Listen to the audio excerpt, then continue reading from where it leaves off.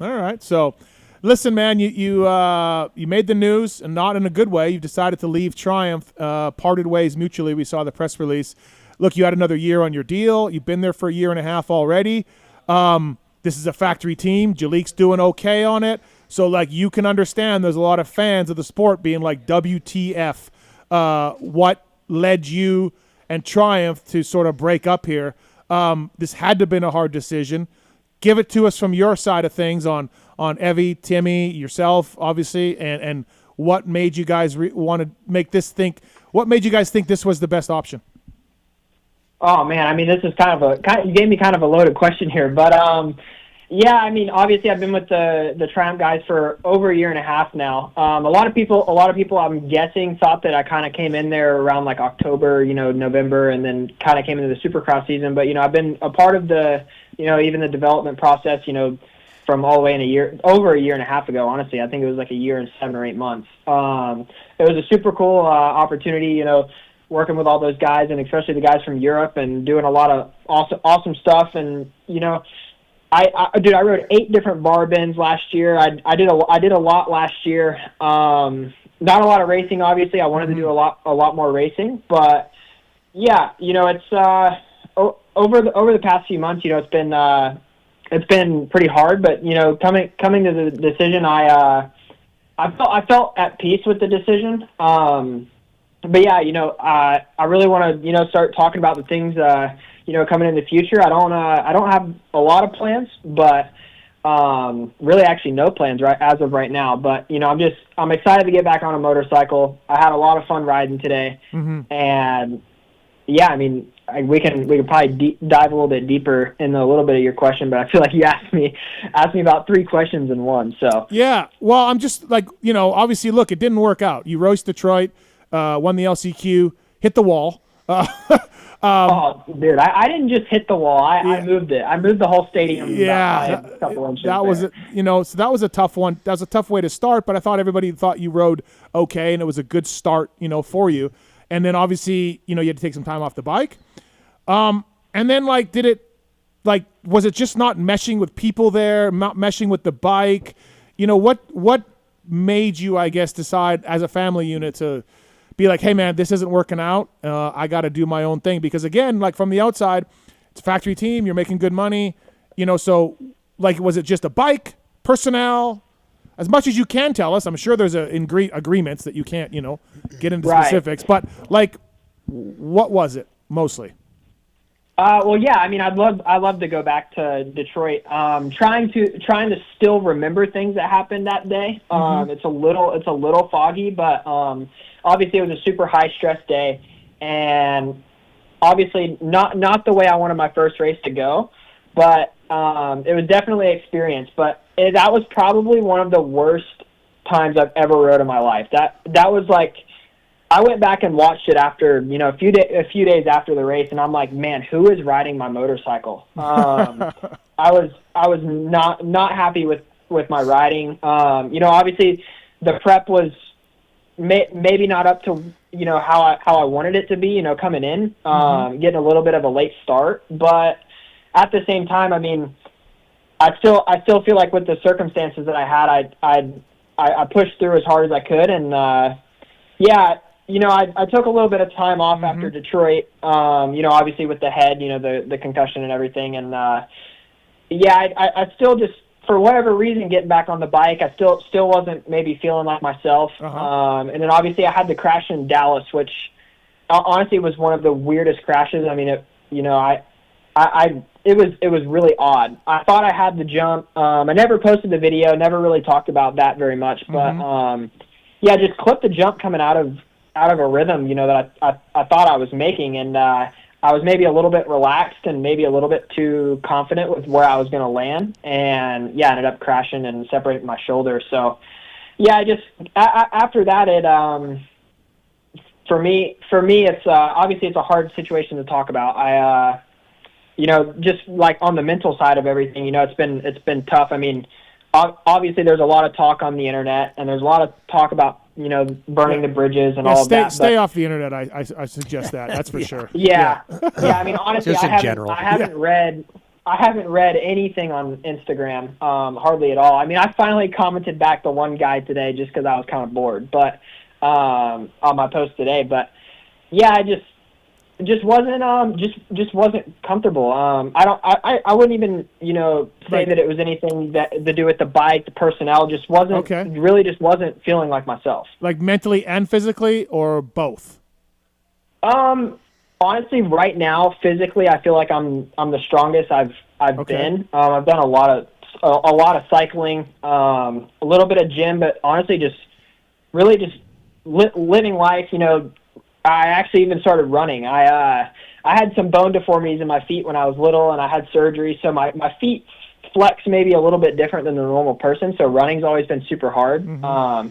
So I went back, kind of enjoyed a little bit of the simpler things, hanging out a lot with my family, and I started running a little bit, cycling a bunch. So honestly, hopping on the 450, I kind of thought that it was going to be kind of tough. I mean, I'm a little bit of a smaller guy. Yep. I thought it was going to be tough, but I felt probably the strongest on the bike today than I probably have in a long time. So I'm really excited to see what hopefully I do land somewhere. If I don't, I mean, I'm going to try my best to get out there and race and do the best I can to hopefully land somewhere else at some point. So safe to say, Evan, like obviously this has been a little while in the works before the press release came out. Mentally, you feel like a bit of a weight is lift off of you, like you talk about, in a better place mentally. Like, do you feel a little? Relief isn't the right word, because maybe it is. Do you feel like mentally you're happier right now than you were? Yeah, I mean, for sure. It was a really hard year. I mean, mentally, you got to think about.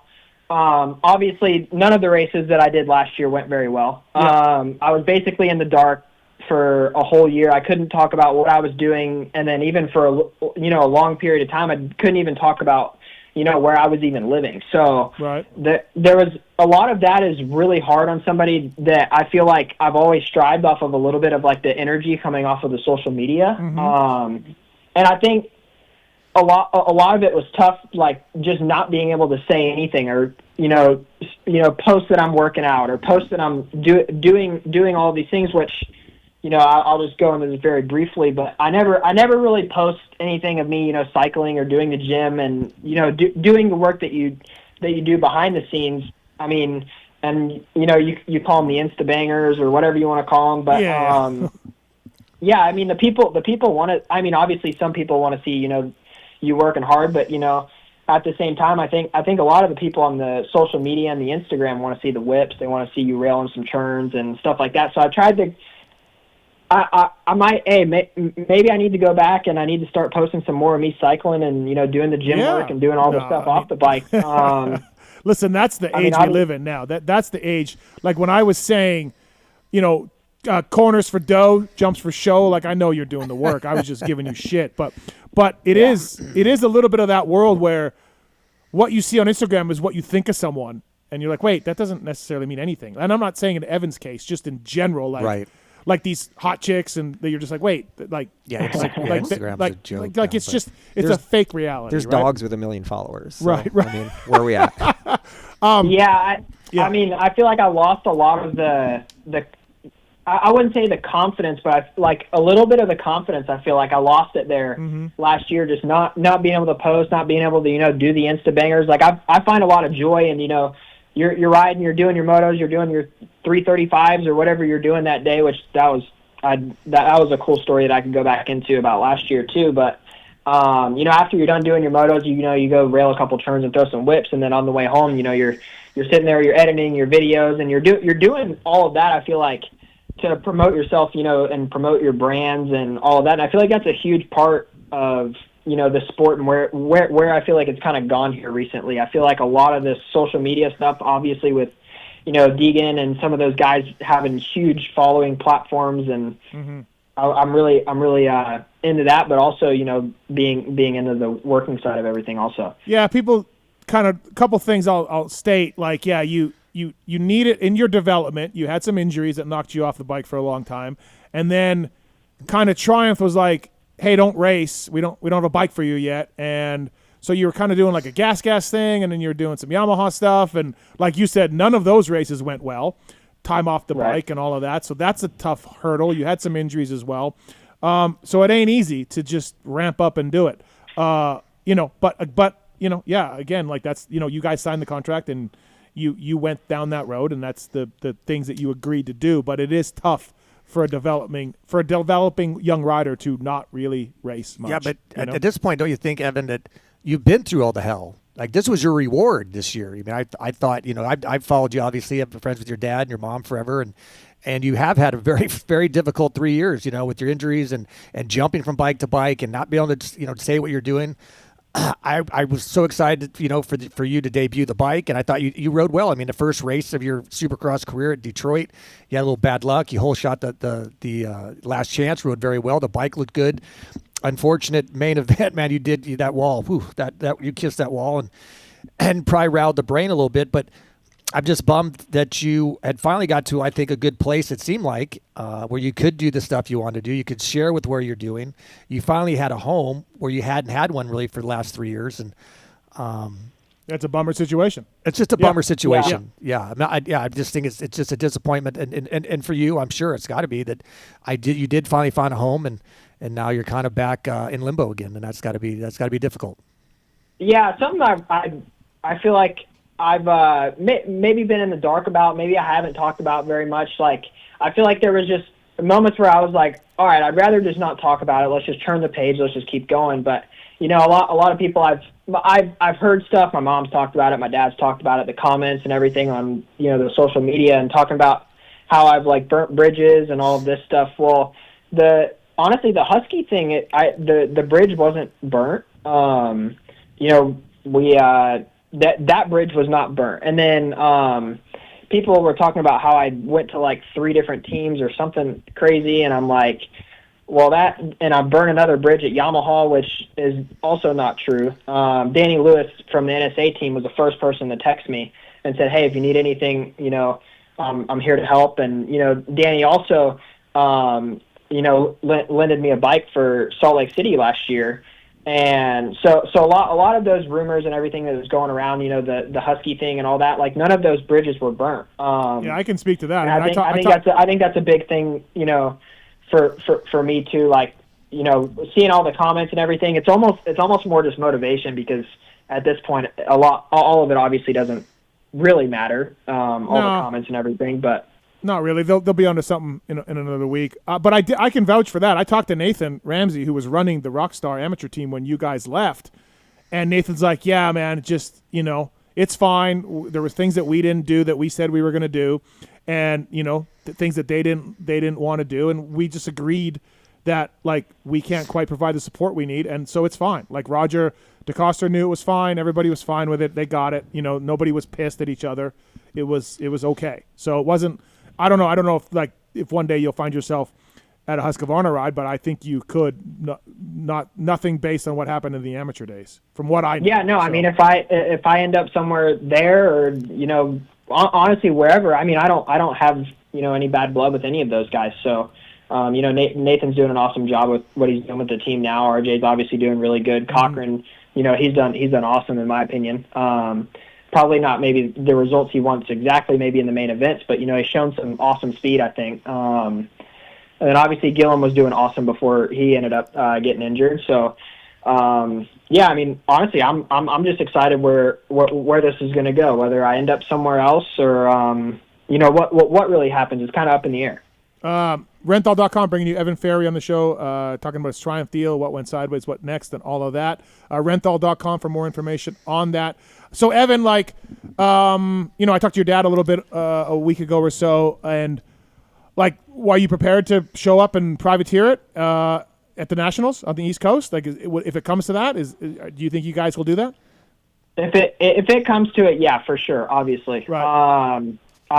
Racing has been my life obviously since I was 3 years old, and I'm sitting here playing dirt bikes on the video games before I even get on this phone call. So it's everything that I basically live, eat, sleep, breathe, everything. So obviously to be out there racing in the pros is exactly where I want to be. And I mean, however we have to do it, I'm ready to do it. So I think, yeah, to me, like, obviously your dad and I are 25-year-old friends. Danny, you go further back with Timmy, and Evan, you knew you when you were born. But like, you got to race. Like, you've missed so much time with injuries, with waiting for Triumph, waiting for this bike to come out. You've got to race. Like, you got to get laps on the racetrack, and like, that would be my advice. Like, so if you find a team, great. If your dad has to spend some, look, your dad's loaded. He's a bajillion. Loaded. He's loaded. So he's a rich. billionaire. For sure, He's a billionaire. Yeah. So if your dad has to spend some money and get you a proper bike and get you racing, like, you got to race. But then my other flip side would be like, when you do show up, and you're a very talented rider, we can see that, and your Reddit's titles and everything else, you better be ready, because there's going to be a lot of people who have made their judgment on you and already decided what happened, which without really knowing. But whenever you do show up, physically, mentally, everything, you got to be on your A game. So that's my advice. You only get to debut once. Yeah, and I thought Detroit was fine. Yeah, I thought so as well. But his debut off of a factory bike needs to go really well. Yeah, and people will work from there. You know. So yeah, that would be my advice as just a greaseball mechanic. But and stay positive. And stay positive. Yeah, absolutely. Don't let the idiots that you are. Don't let the social media. Danny, you've been attacked on social media over the years. Oh, of course. As I've high. Yeah, but I got nothing to lose, so I can tell them all to fuck off. But Evan, you just keep your head up, stay positive. Yeah. Your dad's obviously an incredible individual who had to come from a privateer deal, running RRP motors and stuff. I have to laugh.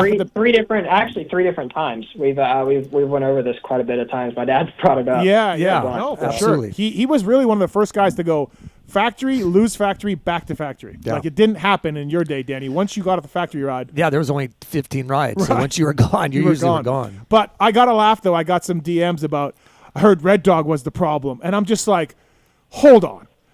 If you know Timmy, like, first of all, Timmy's like, obviously Evan's his kid, and he cares about him, and he's got opinions. But I talked to Mike Brown. I've talked to other people involved. Timmy is not the demanding mini dad demanding things. Like, it's just not. He's not that character. It's just a shame it didn't work out. Yeah, it's not his personality. Red Dog's not like one of those guys. Honestly, me and Mike have a really good relationship. I was going to ask you about that. Yeah, I was going to ask you, how did you like working with Brownie? Obviously, you were doing things with Dean, which was Timmy's old trainer back in the day, and that was perfectly fine with everybody at Triumph. That wasn't a problem. But then you also did some stuff with Brownie, and you would cycle with Mike. How did you like being around Mike?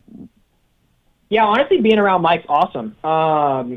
He always has a pretty good attitude. I mean, unless you're doing something wrong, he can definitely get on you. But no, I mean, honestly, it was a really good experience. We had a really good time.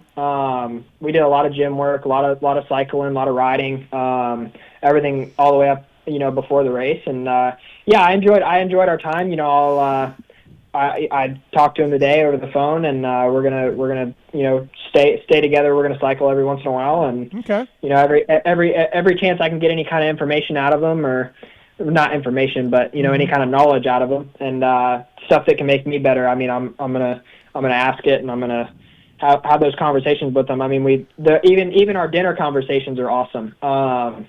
So yeah, I mean, the lack of effort's definitely not there. I mean, I'm loading up in the van in the morning, and I'm taking my dad's 450, and I'm going the ride down at the Southern training facility for a day, and then hopefully go down, maybe ride the farm back in my hometown. Then maybe even go hit up Dade City MX and just go back and get back riding. So yeah, I'm excited to do that. How are you tired of Zoom calls and Zoom meetings too, Evan? Are you tired of that? You just want to ride your dirt bike?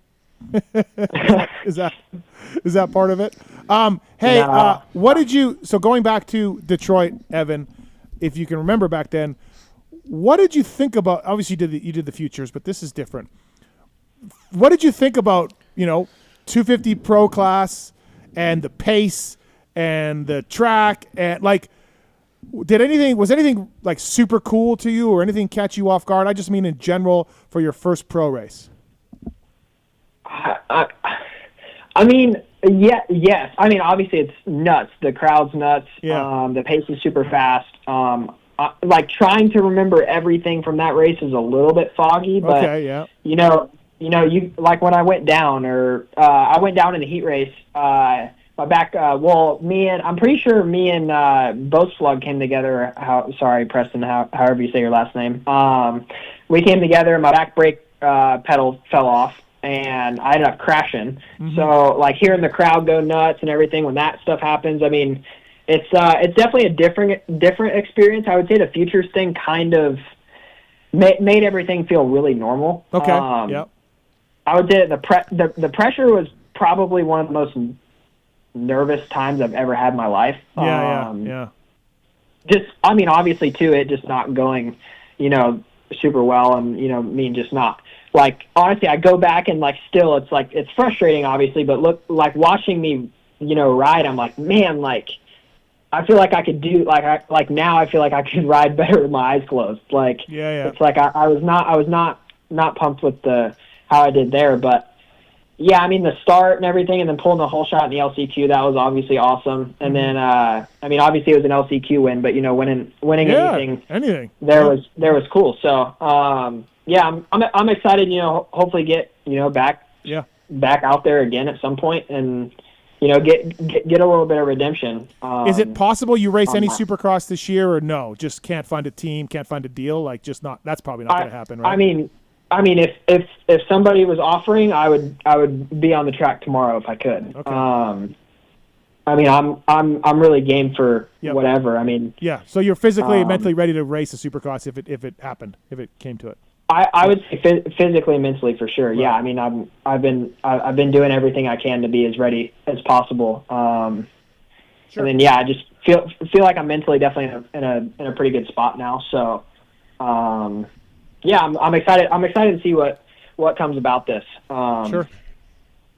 Dave? Yeah, Evan, so I know you said you don't really have a plan yet, but with outdoors about a month away, do you have a loose plan of, like, a cutoff? Like, okay, doesn't look like there's any teams available. We're going to go privateer route. But what track would you want to show up at? Or, like, is there any of that kind of talk yet? There's a little bit between me and my dad. We're kind of, and then obviously a little bit with my agent Jimmy Button too. Where I'm kind of trying to wait a couple more days to really even make that loose plan to see if anything maybe pops up. Mm-hmm. But yeah, obviously going all the way out to Paula. I don't know if that's really realistic. But doing Budds Creek, doing Unadilla, doing Ironman, doing those East Coast rounds, obviously those are on the table either way. Whether I end up somewhere else or not, I mean, those races will happen for sure. I should talk to your dad. You should go to Canada. Go race Canadian Nationals. How many are they going this year? And they're only on the East Coast, right? No, this year? they're all across. Yeah, they're across Canada. I heard there's only one coast. I thought. No, come on. I talked to the guys from Partzilla. They were going to do them. No, they would just do the East Coast, but there's west. There's all the way across. How many rounds? Who's doing them? Drew Adams is doing some of them. So is Tiger Wood. So a couple of amateurs. Tiger's doing all. GDR or whatever. Yeah. Yep. So it's kind of cool. But all right, man. Well, listen, Evan. Thanks for the time. Thanks for talking about this a little bit. Bad situation for everybody all around, but I'm glad, like you said, you feel good mentally. Like this is a better place for you. I'm sure some of the people on the internet that think they know it all are not happy and that you're happy, but that's the internet. I think it's all you can do now is just grind. Yeah, I agree. Grind. Yep. Just make sure that when you're ready, you can show them how good you can ride, because we know you can. So. Yeah, honestly, I'm ready. I'm ready to get back racing. So. Awesome. Thanks for the time, Evan. Thank you. Appreciate it, man. Good luck. Tell mom and dad I said hello. Yeah, thank you guys. Yeah, it was super cool talking to you guys. It's an honor, obviously, to be on your show. I feel like this is the first time I've even. No, you were on when you were like 12, I think. And I was. Man, I don't even remember that. I know. I was gonna have you on after Detroit, and then that happened. Like I literally was like, okay, I'm gonna get Evan on Monday, and then that happened, and you were not all there, and then you didn't. Dallas, you crashed out, and then I was like, well, shit, I'll wait till he comes back. But I mean, the whole time I'm like, I'll get him on. I did not think the first time I had you on, it would be like this. Yeah. But I appreciate you getting a chance to tell your side of exactly. I mean, again, there's people have to understand there are legal agreements here between Triumph and Evan and Ferry's about Keep it professional. Yes, Keep grinding. Yes, Yeah. exactly. But So- at least it sounds like you're in a great spot mentally and Yeah. physically. So that's the positive of it all, I think. Yep. Yeah, hopefully I didn't say anything Nope. wrong. Nah, But, no. I don't feel like I did. So, Right. but yeah, thank you guys for having me on here. I plan on seeing you guys at the races here pretty soon. Sounds good, man. Thanks, Evan. See ya. Talk to you later. All right, man. thank you. Thanks, appreciate See it. Evan Ferry, everybody. I mean, like Tough spot. It's not much you can do. There's a lot of legal stuff involved, but He said good things, and that I just hate to see a young man worry about social media so much. yeah. But that's where we're at, dude. That's where we're at. Yeah, That- exactly. I would like- like to see that change though. Like I feel like it's Of so course. saturated now too. Like Yeah. it's almost cooler to like be that mystery. I've think, had, yeah. I've talked to people, clothing companies and other industry people that are like, how many followers has he got? And I'm just like, what? Like, Yeah. the dude got 17th. Yeah. Yeah, but look at his followers. And I'm like, okay, that's where we're at. Well, I Like, remember when K-Dub Watson was working, doing with RCH, helping him and stuff. He said that's every meeting they went to, a corporate meeting. yeah. All yeah. they want to know is what they, Look, what their following was. I don't think, like, there's just, Evan didn't want to get into it, but, he didn't gel with people there, right? I mean, I've talked to people on Triumph side. I've talked to people on Ferry side. He didn't gel with people there. Triumph is it's it's a tough- disorganized behind the scenes on bikes and parts. They don't have a lot of them. First-year team. It's a first-year team. I was there at a KTM when they decided to go factory in 2000. It sounds a little bit like that. It's a dream situation though for him in a sense because he came from everybody on that team he's worked with. Yeah. Obviously Yeah. Scuba From- was his team manager yeah. at KTM. He's worked with Bobby Hewitt. Right. His mechanic Pat was over there. His, like one of his, like I think him and Jalik used to be brothers at one time. Yeah. With everything at the house. Yeah. RC's the guy over there, Mike Brown. But I mean, think about you this. would Like, think that it's like all right. you would there. think that, but think about this.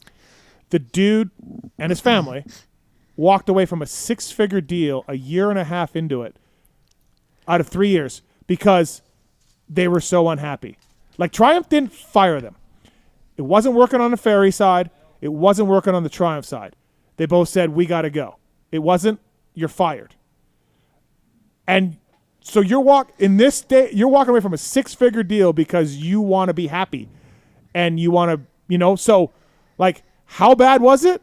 That should give you an idea. But today he might say, "Oh, that was a mistake." Oh, like, you mean like, well, no, maybe like next year. Well, Yeah, That's what I'm at saying. some- Like today, yeah, at that some makes point. sense. I don't think it's Right. that big a shit show. Right. I think it's. I think you take what you put into it, and if he didn't, who knows? I'm not going to speak poorly of Evan in the least and the Ferries, but Yeah. I don't think it's that big a shit show. I mean, the people there aren't necessarily shit show Denny, people. they don't have bikes and parts. That I understand. That's that's tough. They don't have bikes and parts We for talked everybody. to the truck driver at Daytona, and Budman Yeah. knew the truck driver, and he just was saying it's you start a new team.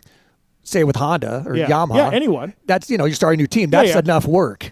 Starting a brand new team from a bike that never even existed 12 months ago or whatever. Yeah. It is gnarly. It's a huge task and huge undertaking for everybody involved, and huge respect for all of them for even diving into the sport like that. But again, like, they didn't fire him. They all decided it wasn't working out. For everybody together. Yeah. So 6 figures, man. well, And you're like, I'm out. if you want to go. at Yeah, that no, point. no, I agree. Like, is Evan 100%? I'm sure Evan could have handled things differently on his end. I actually forgot to ask him about that. And I'm sure Triumph can handle things differently. But I look at it like it must have been bad.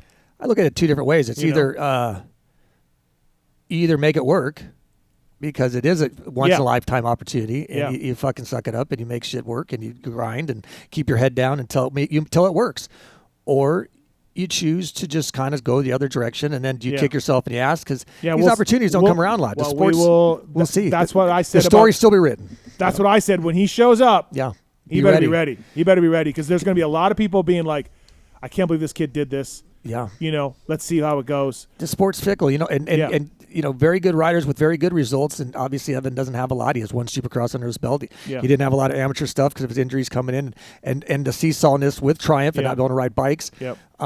You show up, you put in two shitty performances, Yeah. you are off the radar. But listen, I'll tell you what, people I've talked to on the Triumph side, Bobby Hewitt's not Bobby Hewitt these days. I wonder if some of the people in the England side, like Bobby ran a great team and won championships in Rockstar Husqvarna. I've heard from people on the Triumph side, Bobby's not the same guy anymore. He's not the same guy. And Yeah, I don't think know.